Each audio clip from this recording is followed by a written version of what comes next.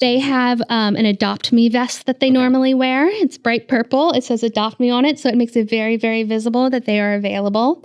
Gotcha. So we've had a few adoptions that way where people see them out and they fall in love because, you're seeing them out in their element. Yeah. There's something called kennel behavior where, a dog in that small environment, they act very differently than they do when they're out and about like this. So you really get to see what they're really like. And so it's been a really cool program. That's awesome. Yeah. And in a way, it's great for the dogs. And I'm not trying to discount that, but it also is a great, from my brain, like a marketing and sales tactic. Like it's a great way to market that these dogs are available. Like how many more people see them out and about like that than they would if they were stuck in the shelter all day? Yeah. So and that's awesome. From a marketing perspective for me, it's amazing fodder because, we ask them to send us any photos and videos they get. We have a skipped day report that we have them fill out. Yeah. And that's something I'm, very able to use for social media or to even rewrite their bios to get more information to make them even more adoptable.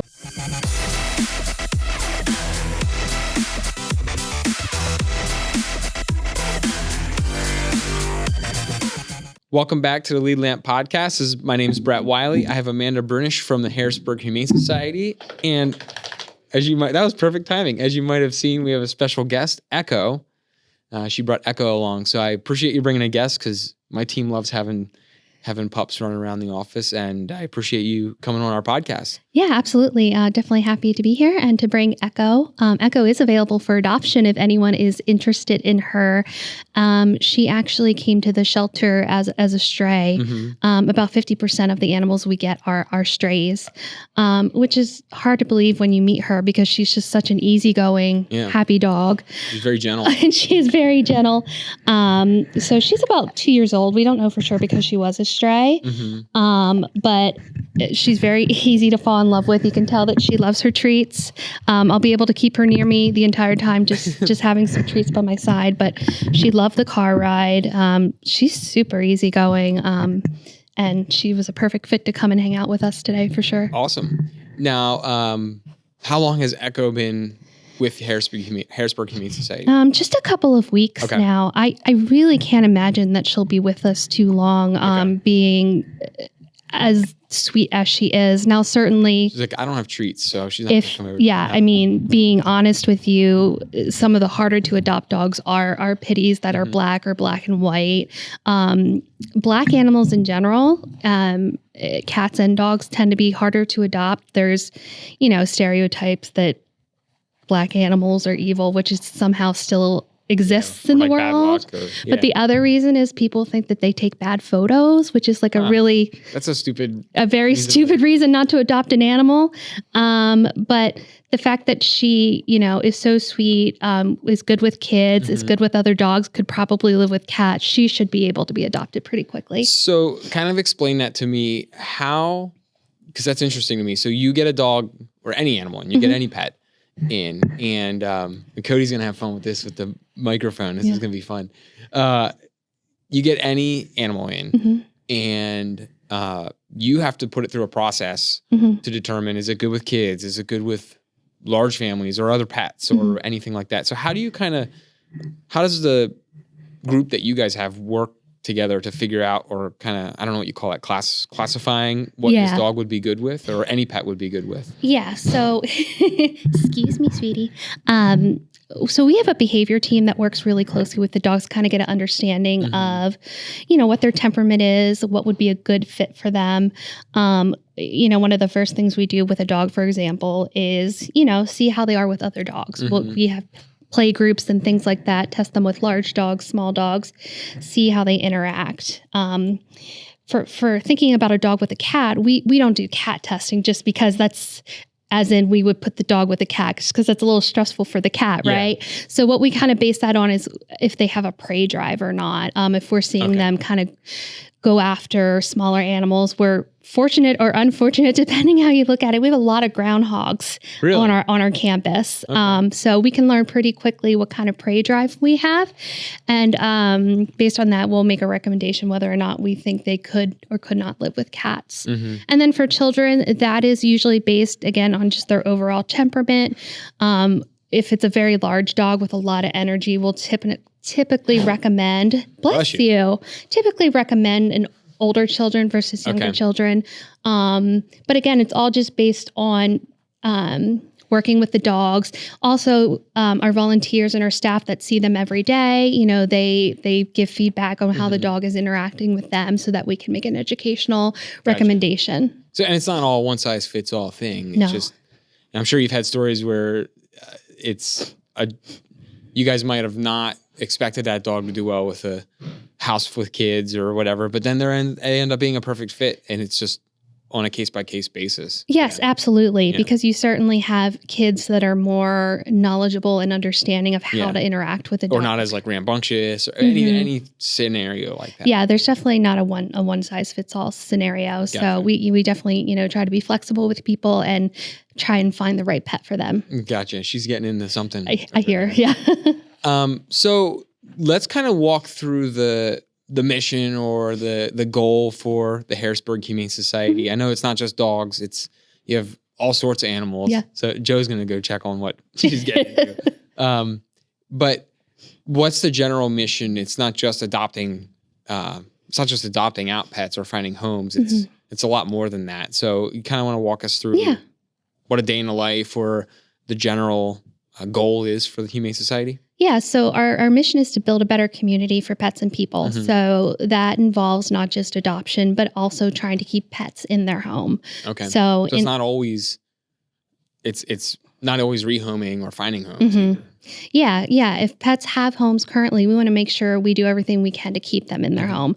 So in addition to adoption, we have things like a low-cost veterinary clinic, our veterinary resource center, where we try to keep the prices as low as we can for wellness visits, x-rays, vaccines, things like that. I saw you have in February, there's a vaccine day. Yeah, so once a month we'll hold a vaccine clinic, and it's basically for 3 hours. If you're in line, you get your vaccines at a pretty reasonable price, definitely compared to your normal veterinary clinic. So we do that once a month, and then we have our veterinary resource center where you can call and schedule an appointment. Gotcha.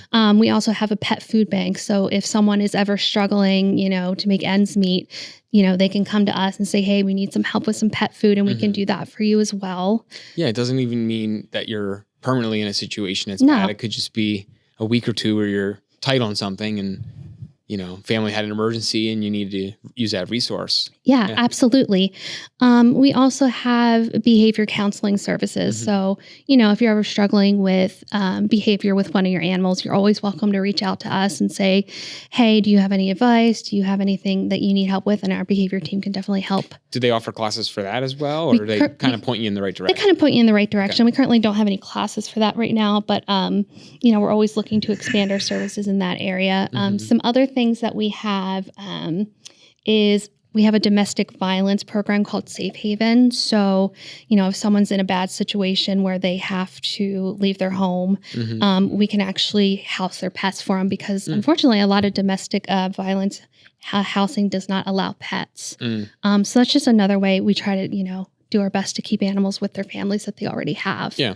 Yeah. And as long as, they're taken care of, they're in a good place. Yeah. I'm sure they can come and visit their pets when they're housed with you, like in a situation like that. Yes, absolutely. Yeah. Because that's always tough, but if you're separated, I wouldn't want to be separated from my pets either. And if it was if I had the ability to visit them though, that would definitely ease my worries with them. Yeah, absolutely. So certainly we want to find pets the best homes possible, but with that, there are pets that have homes that sometimes, the families are just struggling a little bit. And if we can do anything to kind of alleviate that and keep them where they are, that's certainly something we want to be able to do too. Do you do that as well? Now, we kind of talked about this before, so I was preloaded with this answer, but when there's issues of disasters, so like flooding, fires, you hear about on the news these unfortunate situations where like a whole row home goes up and pets get displaced too, not just the families. They're part of the family.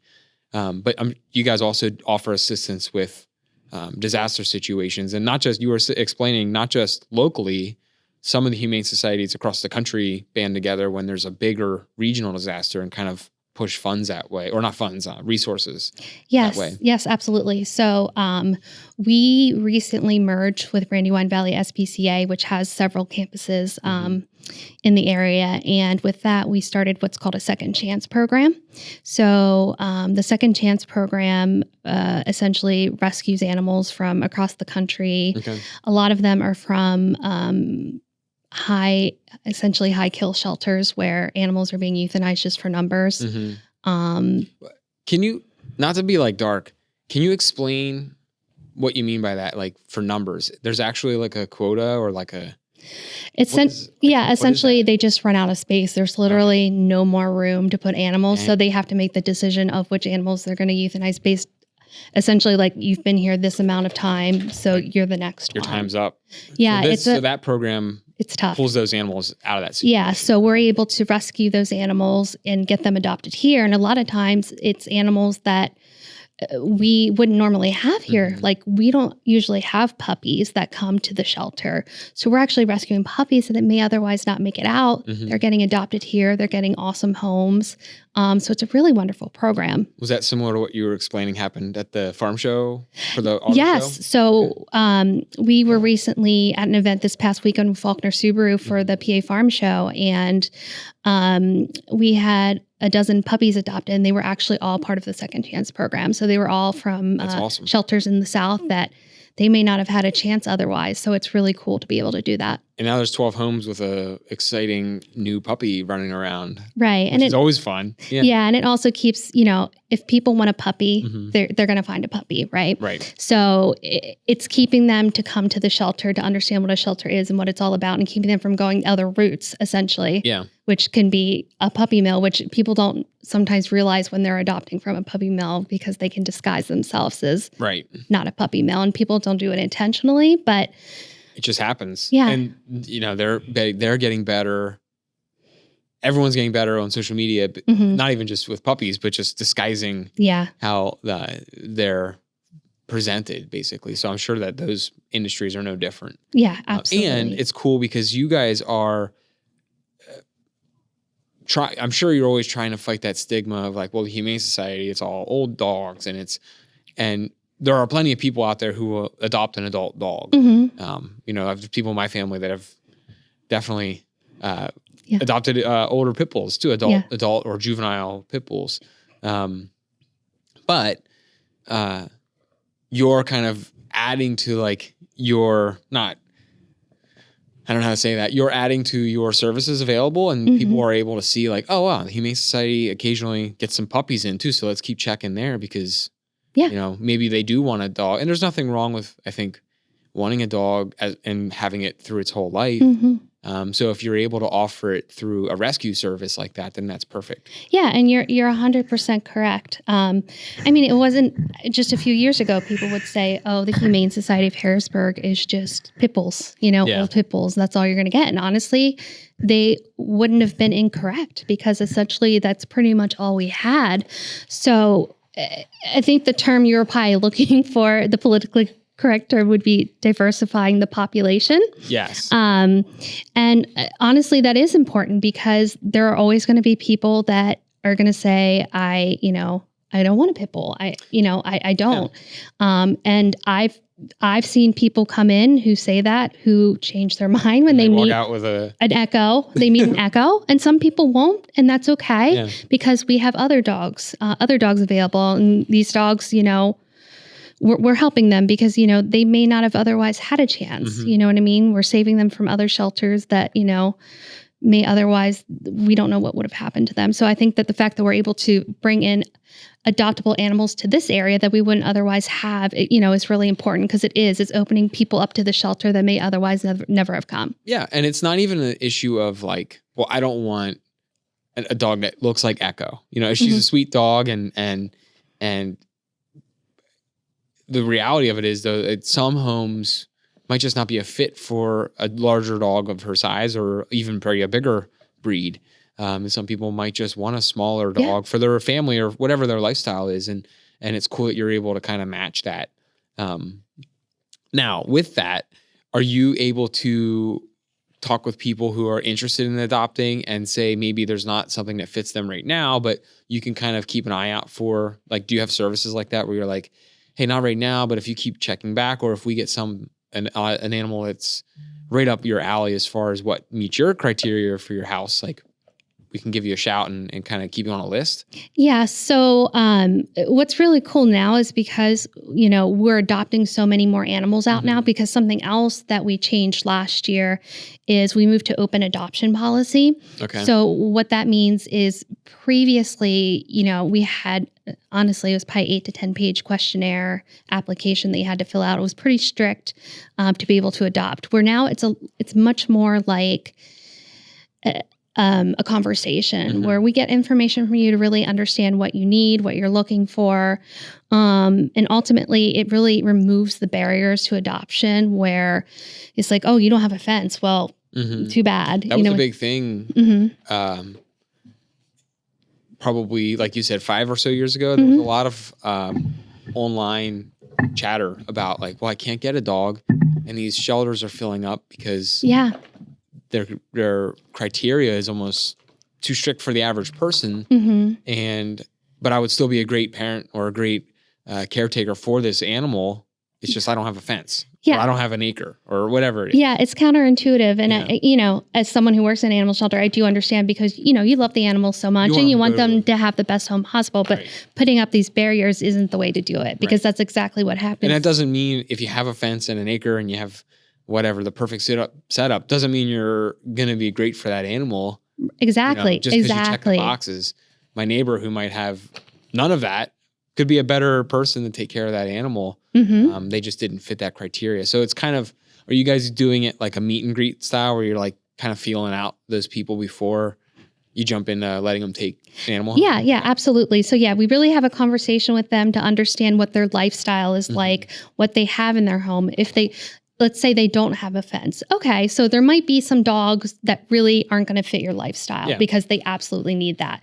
But we're going to have dogs that don't need the fence, that we can say, okay, these might be a better fit for you. If you're a couch potato, okay, well, we've got some dogs that might better fit you versus ones that we know are super high energy. Ones that need to run. That need that running, that need the hike. So then we kind of are able to point people in the right direction.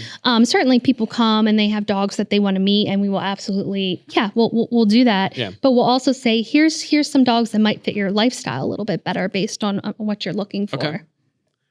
That's cool. That's great too, because then they can kind of, and I'm sure there's a lot of people that visit multiple times before they find that right fit. And it's probably not just for dogs, for cats, for any animal that you're adopting out. Absolutely.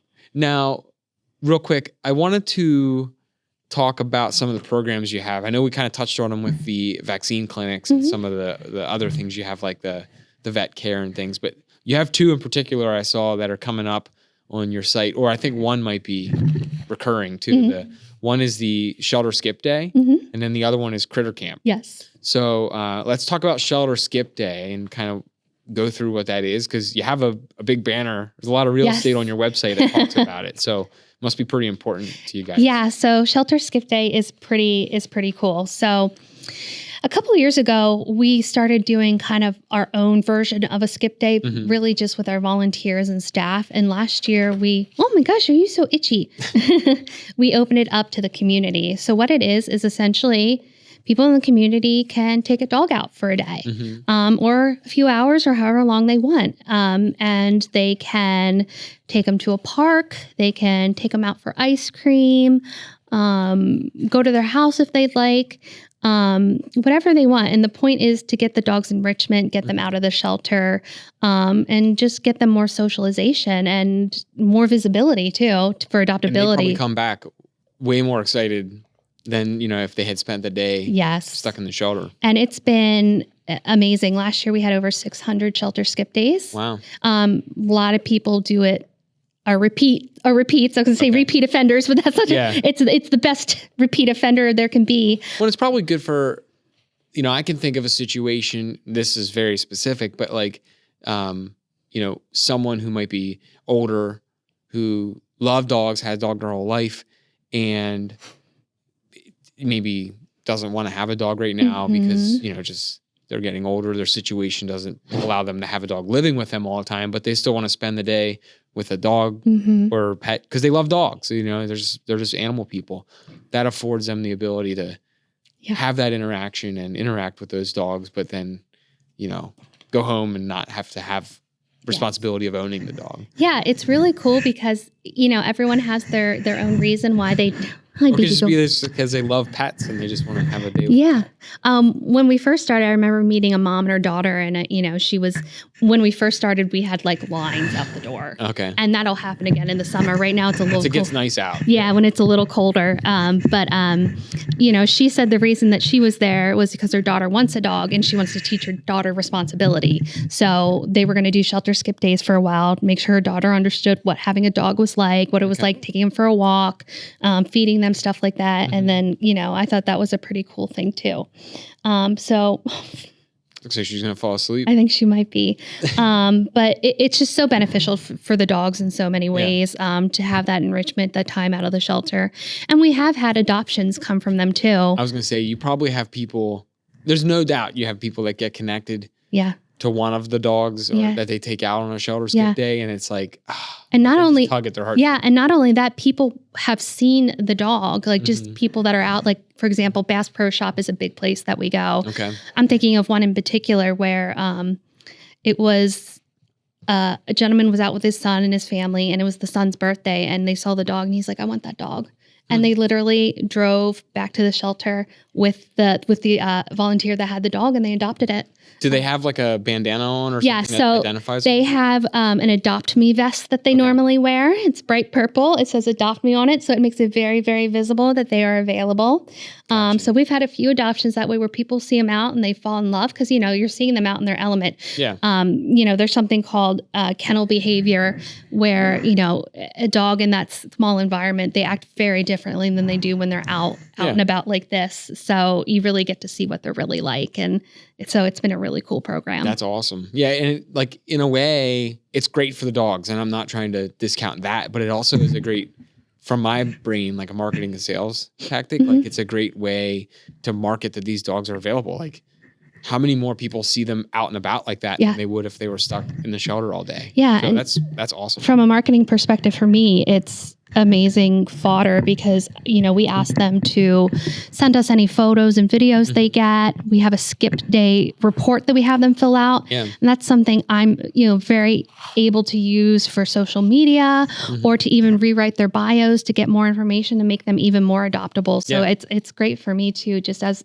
from a marketing perspective. Good it's wonderful. Content. Yeah, absolutely. But I mean, all jokes aside, the marketing that you're doing with that though is not just going to benefit the Harrisburg Humane Society, but it's also benefiting that animal. Like it's not, you know, you're marketing them to be able to find their next home or their forever home. Like that's what the goal is. So it's not like you're like, oh, I'm going to make a sale off this. You're truly doing it to place that dog in the family. Yeah. I mean, at the end of the day, that's what we do. Everything we do is to help the animals. And, you know, when we get, you know, amazing photos and videos, it's always exciting because I'm like, this is going to help get them that home that they need. So it's always really cool. That's awesome. Now the other one, I want to talk about the other one, the critter camp. Yeah. So she's peeking around the corner now. What is involved with critter camp? So critter camp is our summer camp and it's for ages 7 to 12. Okay. It's a lot of fun. We do all sorts of fun activities geared towards animals. So some things that we'll be doing this year that maybe are a little bit different is we'll be doing things like puppy yoga. We'll be teaching kids CPR. There's a lot of like crafts and activities that are pet themed. And we'll have speakers and things like that. We usually have the canine unit come out and they do some demonstrations with one of the canine dogs. And we teach them about compassion for animals, which honestly, they all come in with that knowledge already. That's why they're there. But they get to interact with dogs, cats, critters. We spend a lot of time talking about the dogs, but we also have cats and we have critters as well available for adoption. So that could be anything from rabbits, guinea pigs, rats, occasionally birds. Okay. It's a week-long camp, and it's always so much fun. The kids are so into it. They love the animals. They get to learn about different animal careers too, things that they could do. They always really enjoy the veterinary component, kind of learning what it would be like to be a veterinarian. So it's a really great time because it's not only fun, but they learn a lot as well. Right. Okay.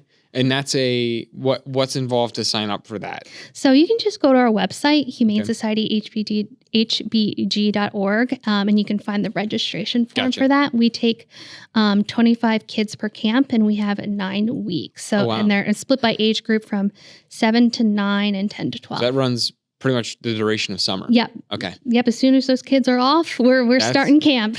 That's exciting. And you guys get some help through the summer around the Humane Society that it's probably nice. You're like, well, no, the kids can take care of some of that. Yeah, it's funny. The things that we find monotonous are like, oh, do I have to do that? The kids are like, oh yeah, we'll wash the windows. That's fun. And we're like, oh, hey, are we on to something here? Save that for next week. That's when camp starts. Yeah, absolutely. They love it. And one of the funniest things I think we've found is we'll do a competition like who can clean the kitty litter box the fastest, but we make it like fun. Like we put kitty litter in it, and then we put like fake fake candy and things, so it looks gross. They love that stuff. Hilarious. And we're like, this is the stuff that we dread that. This is not our favorite part of the day. Oh, they eat that stuff up. They love it. The grosser, the better. It's funny how, I have kids too. It's even on my level, like with just 2 in our house, like it's funny how you can hype up, things where you're like, oh, I got to go do this. And you can give a chore to a kid, but hype them up. And they're like, yeah, like I'm ready to do that. Yes. Yes. It doesn't last long because eventually it does wear off. But at least for a 1-week camp, I'm sure they're hyped up to do that. Absolutely. My daughter, I might have to look into that because my older daughter is obsessed with like anything animals. Like, what kid isn't, but she's very, very into anything that deals with animals. So maybe I'll have to. Yeah, you'll have to. Let me know. It'll be that's offered over at your Harrisburg location. So you guys are off of. Are you still over by Walmart? Walmart there. I forget the name of the hill there you're on. Yeah, Grayson Road. Grayson Road. It's near the Walmart in Harrisburg. We're Swatara Township. Still in the middle of all that construction going on right now. Yes. It's been going on forever. I feel like it's getting close to an end, but we'll see. I feel like I used to work over that way, and I feel like it's been going on since like 6 years ago now. Like it's nonstop. But I know. Eventually there'll be an end to sight it's coming. The horizon is getting close. Yeah, my understanding is they're making a roundabout, but I don't quite see it. I don't quite see weird stuff. Yeah. I don't quite see the vision yet, but we'll see. Okay. So let's talk about some more of the some fun things, just cool stories you've had since you've been at the Humane Society, or like one of the weirdest things you've seen come in and out and get adopted. Yeah. Like not weird, but like reptiles or anything just crazy where you're like, what is that? Like, where did we get all of this?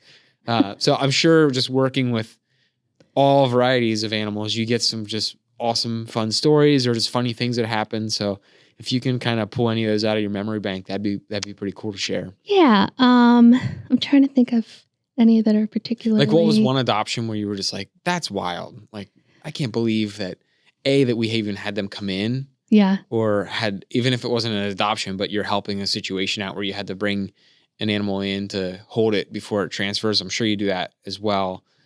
Just something crazy. Well, I don't know if it's as crazy as just much interesting, but there was like it was last year or the year before, but just rats. So many rats. Okay. And the thing with rats is they can populate really quickly. Pretty quick, yeah. So if you don't know if they're male or female and you put them together, they can repopulate fairly quickly. Yeah. So it was just, for some reason, we just kept getting rats and rats and rats to the point where you just felt like we're never going to be able to adopt out all of these rats. But, rat people showed up and they're passionate people. And I like rats. I actually ended up adopting a senior rat. He didn't make it too long, but he was a really sweet guy. But they show up and they adopt it. And it's just funny how things kind of ebb and flow like that, where like we'll have almost an entire floor filled with black cats, you know? And you're like, what am I going to how are we going to do this? No one wants to adopt black cats, you know? Like, it's like feast or famine sometimes. And then we'll have a whole bunch of Siamese cats, and they're not related. They just show up. And, you know, those are obviously very popular. They're not something you see too much. So it's always interesting how there's these ebbs and flows of different things. And it's probably cool. And it's just like that in life where you're in a situation where you're like, how am I going to get rid of all these rats? Or not get rid of them, but like, how am I going to home all these rats? Or how are we going to home all these black cats that just came in? But it's one of those situations where like 6 months later, you're just like, oh, like it worked out and everyone found the place to go. And, you know, you don't need to panic about this influx of whatever it is that's current. Because eventually, like you said, it ebbs and flows. Like it'll smooth out and you work your way through that. But I'm sure there's a lot of that working in a shelter, not just with volume of animals, but like just moments where you're like, this is a lot. And then all of a sudden you're through it and you're like, okay, we made it. Like we made it through. Absolutely. And that probably happens a lot with just volume of animals coming in too, where you're like, I don't know what we're going to do with all these animals. We got to find them homes. And there's a panic moment, but then a year later, 6 months later, you're like, oh, we made it. Like we figured it out. Might have been stressful, but got a few wrinkles extra from it, but we figured it out. Absolutely. Yeah. Especially, we're actually coming up on kitten season. Okay. So that's really starts kind of like April, May. And that's when all the ferals start having kittens and they come to the shelter, and that can get really. Is that a lot of people like finding them like, oh, I had these, they were in my driveway, like by my garage. I found 4 kittens. Yeah. And that's actually, you know, something that it's really good to provide education on, because there is, you know, a time when you should, you know, get them and times when you should leave them alone. Okay. Like, like if times where. Yeah. If their mother is around, you need to make sure that their mother is around. If they are abandoned, that's when you want to bring them to us. But if their mother is around. So watch them for a little bit. Yeah. You want to go out and scoop up kittens when you first. Yeah, absolutely. And there's more. We have a lot of information on that on our website, especially with kitten season coming up. But that's when it can get pretty overwhelming. And we start having kittens that were abandoned by their mothers, and we would call them bottle babies. And those are pretty intense. And we, you know, always really need fosters for that, which is something else I want to bring up. Another great opportunity with us is to foster. So if you're looking, you know, you're not ready to adopt, but you want to help in another way, fostering is always a wonderful opportunity. Yeah. And with kitten season coming up, we'll definitely need a lot of fosters for underage kittens. That probably takes a lot of manpower. Especially like you said, if you're bottle feeding a big influx of kittens, it's not like you don't have enough staff sometimes, I'm sure, to just keep bottle feeding all day. Like you have other things you have to do as well. So that's where the fosters step in, right? Yeah. And it's not all bottle babies. We just have some that are just need to put on some weight before they can be available for adoption. But, you know, that's something that we always are in need of, as well as volunteers to do, you know, all sorts of fun things. But, with kitten season coming up, there's always, you know, that large influx it happens every year. It's not a surprise, but it's still always like, there's so many kittens, you know, but, you know, thanks to volunteers, staff, employees, we're always able to get them good homes and all that fun stuff. So. Yeah. And it's like you said, it's something you see coming each year, but in the moment, it probably goes quick when you're in it, because you're like, all right, well, I don't have time to think. We just have to get this process, get our foster families involved. And what's involved with becoming a foster household? Do you bring them into your house, and then like I would bring them into my home, or work with you guys to figure out, you know, food and I don't know how that works. So explain what it would be to become a foster family to a pet. Yeah, absolutely. So what we would have you do is kind of fill out like an initial form that kind of explains, you know, what your living situation is, if you have pets at home or not, if you have, you know, kids, things like that, just so we kind of understand what pets might work for you. And then you would join our foster program. We also have a foster Facebook page where we'll post foster animals that we might need in homes. But, you know, we provide all the food, all the medical. There's no out out-of-pocket cost for the fosters. We really just ask you to provide the love and care, and then as needed, bring them back they might need, for example, like small kittens might need to come back for weight checks or for vaccines. Right. So it's like going that. to the vet. Yeah. It'd be like you get the joys of having a pet or an animal, dog, cat for a period of time, and you still have to make sure that you're bringing it to its normal checkups and vaccines and weight checks, like you said. But then the rest of the time, it's just you get to enjoy them in your home and provide them some warm housing and fun and entertainment as an animal for a period of time until they're adopted. And I'm sure you have some foster families that have ended up adopting the pets that they keep because they get attached to them, and it'd be hard to not, I'm sure. Oh, absolutely. I mean, I'm a foster failure myself. That's the term that we use. That's a good term now. It's a good fail. But yeah, foster failures are normal, and we have no problem with anyone being a foster failure. But absolutely. And there's a lot of reasons why we need fosters. We've talked about underage kittens, but there's certainly, example could be dogs that are very stressed in the kennel. Mm-hmm. Yeah, right. They'd be better off in a home. So we try to get them out of there, get them into a home where they're going to, be better, be more successful, and adopt them. We could adopt them directly out of the home.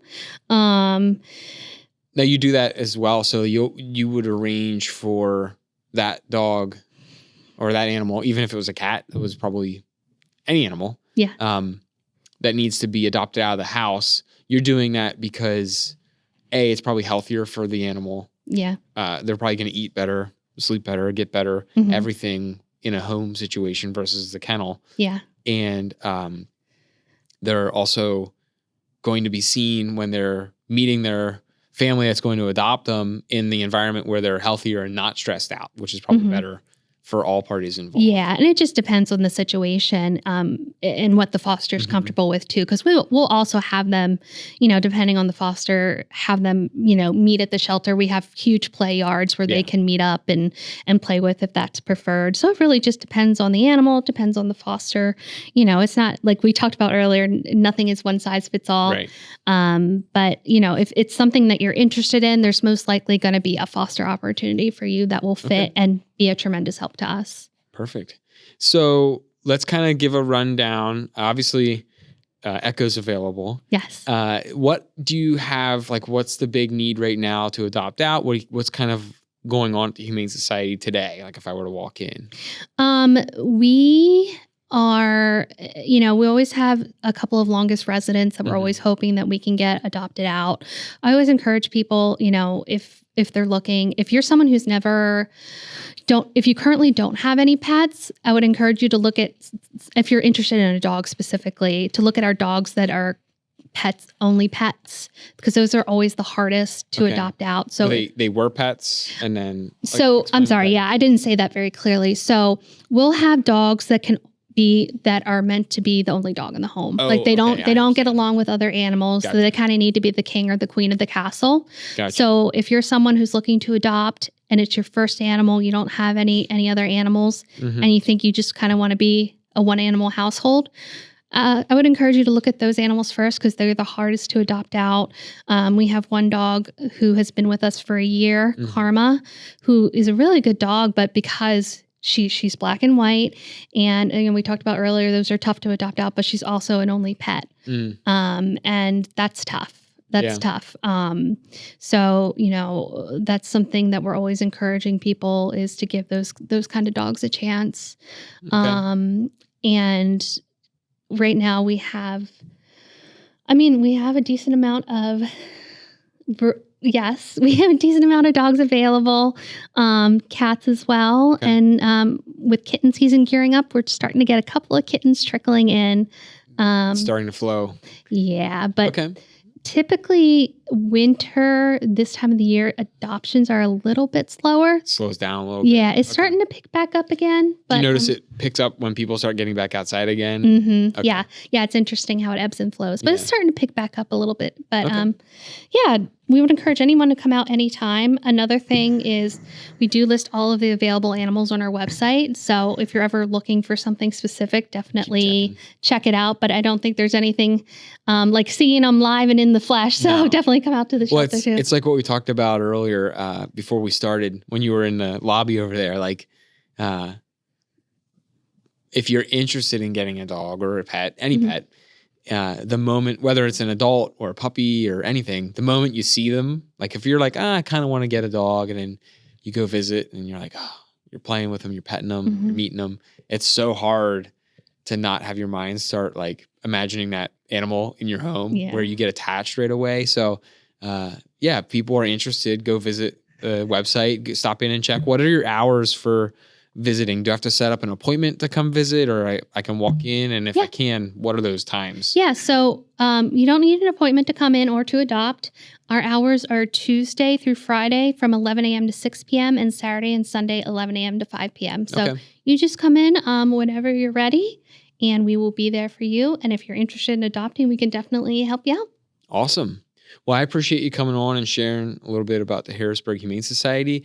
Do you have any events coming up other than the clinics, or is there any, I know you do some, like you guys are involved with the plunge, right? Yes. Yeah. Is there any other events like that coming up in the spring? So our next big event is our Walk for Paws event, which is May 31st at the Harrisburg Area Community College.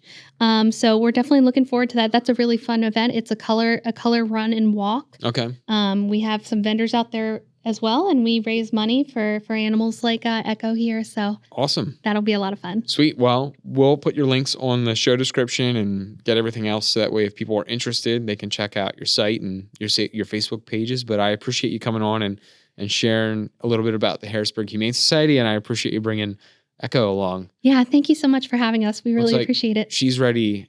So she's had enough of the cameras. Nap time. Yeah.